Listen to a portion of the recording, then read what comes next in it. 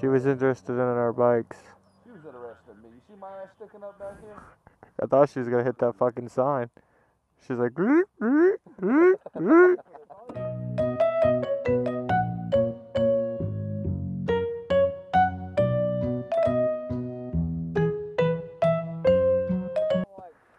some weird looking horses. Yeah! I ain't never seen a horse that close. With the blue ring. These little guys are trying to time on you. That's how they act. They'll be like, whose motorcycle's that over there? I'll be like, that's mine. You're some hardcore motherfuckers Wow, over there. that certainly is a red motorcycle, isn't it? Yes, sir. It's red. Red with a little silver. Dude, some of the people are just cracking me up. Some of the old men, some of them are old military like Yeah. Marines and stuff. They'll come in there and, yeah, I had me 2 or 3 or 17 of them when I was your age. Like, well, which one was it, sir? 2, 3, or 17?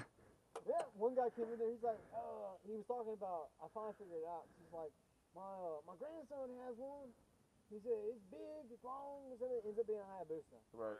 He's like, I don't remember what he said to me. He says it's 1300 and something like that. I was like, oh, 1500 is the other big bike. He's like, yeah, it's a sport bike, real fancy. I know a lot of people like them. They're real fancy. He's real proud of it. He said, hey, granddad, why don't you drive it? I was like, oh, okay, I'll drive it. He said, I got on that goddamn thing.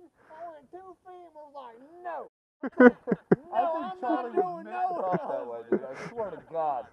You were meant to talk that way, bro. Dude, that's how these old men are on their own, dude. You do it cracking good. me up. I was just laughing hard.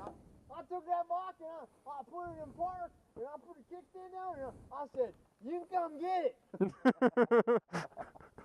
Cracks me up.